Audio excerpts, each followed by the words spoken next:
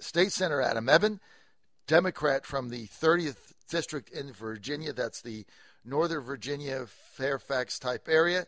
I had him on at some time. He also ran for Congress in the Democratic primary against Don Beyer, who is the incoming congressman to replace the retiring Jim Moran. Adam, great to have you with us. Thanks for having me again, John. I had you on because I'm very intrigued by the legislation that you pre-filed, which basically would make the possession of marijuana that's under an ounce decriminalized. I'm in favor of it. I think it's a great idea. I think we waste inordinate time with this stuff. Tell us about your bill. Well, basically, people who are caught with marijuana would, rather than being arrested, have a $100 fine. And, we arrest 24,000 people in Virginia every year for marijuana possession. What the bill does leave in place is penalties for selling marijuana in large quantity, or selling it to children and that sort of thing, or sales in general are still penalized. I think that it's a fine line between what we can move forward with and have a discussion in the General Assembly and what might be dismissed.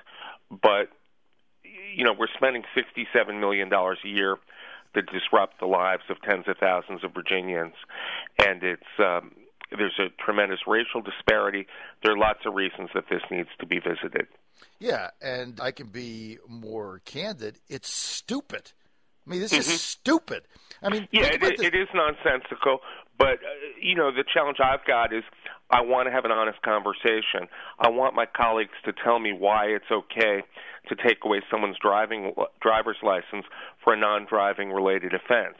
If someone is not driving when they're on smoking marijuana or under the effects of marijuana, why should they lose their driver's license?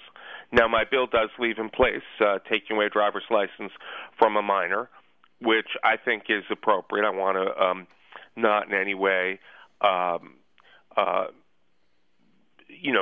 have no penalty for minors. It's important to discourage use among minors, and it's a fine line. Well, look, here's the bottom line. You got 24,000 people arrested in Virginia in 2013 for possession of marijuana that's under an ounce. So if somebody happens to have marijuana, they're not selling it, they're not distributing it, they just have it, and they partake in it. Look, how many states is this legal in?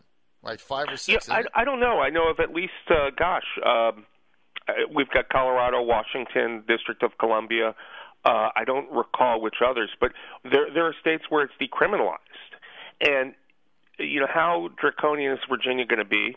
How many police resources are we waste? Why are we going to have a prohibition on something that, let's face it, a lot of Americans have smoked marijuana in the past year.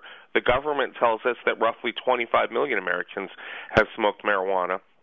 And our public policies at some point have to reflect reality and not deny it, particularly for a crime that does not impact on other people.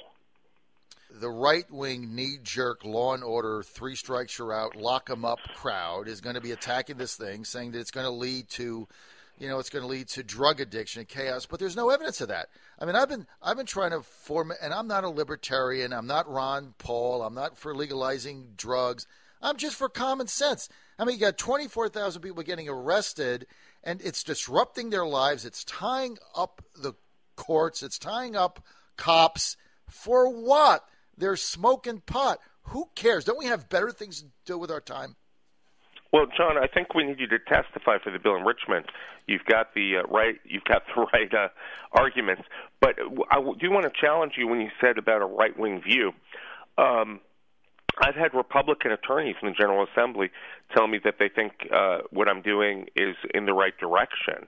Whether or not they feel comfortable voting that way is another issue.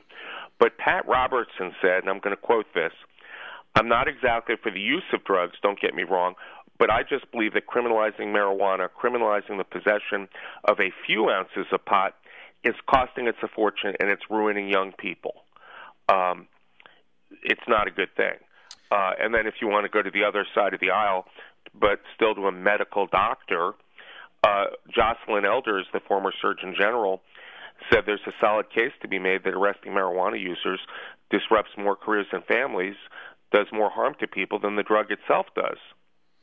Look, absolutely. The bottom line is this thing is rampant everywhere you go.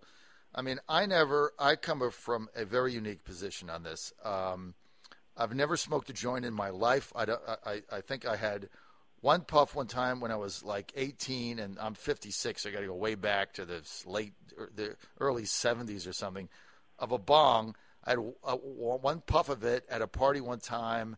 I choked on it, and I think I coughed for about a week. So it just was not for me. And look, I've got 3 children. I've got a couple older kids, and my wife one day was, changing the bed thing on the bed sheet on the bed, and she found the paraphernalia under there of my older son, and I went ballistic and took his car away and all that stuff. You know what? It's stupid. I mean, there's so many kids. Again, I don't know how old your son was, and what you. But there's no question that it's nonsensical, our policy. I mean, it's just hypocritical that alcohol is legal and marijuana is not. Alcohol does far more damage. We've got people who overdose on other drugs. You don't overdose on marijuana.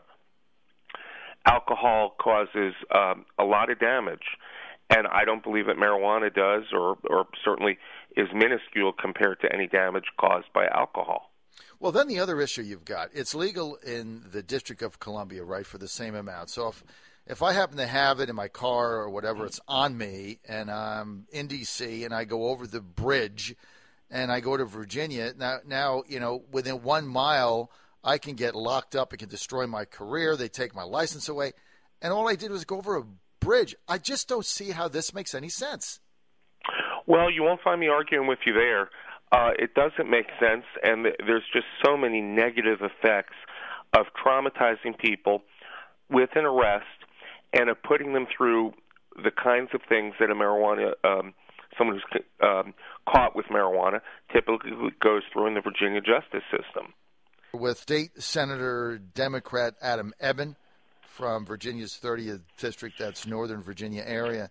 And the thing is, Senator, that I want to point out, in your bill, you're not legalizing it. You're decriminalizing it. Big difference. I'm still going to pay a fine of $100. I still got to mail in a check, but it's like a parking ticket or a moving violation.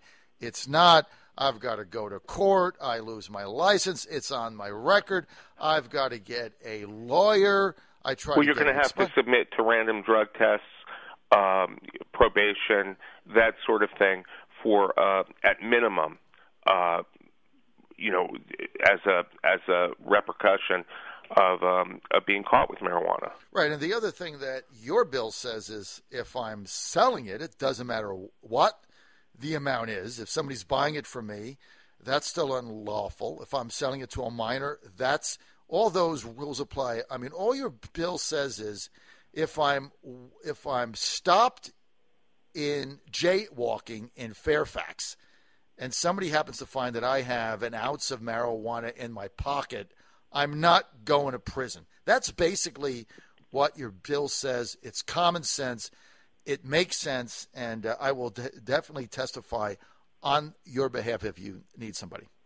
Well, John, let's just mention one more component of the bill while we're discussing it, which is the forfeiture of assets for people who are involved in marijuana. Right now, your assets can be seized for possessing a relatively small amount, and that's just wrong. I mean, could you imagine having your car taken away or other assets taken for possessing marijuana?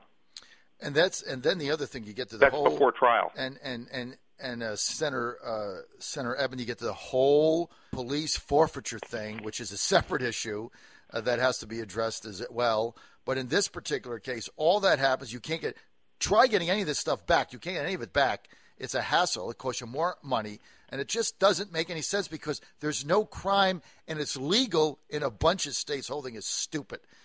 We want to thank Adam Ebbin for being with us, state senator from the 30th District of Virginia, and we want to thank the senator for having the courage to forward this common sense legislation for Virginia. Hey, Adam, thanks for being with us.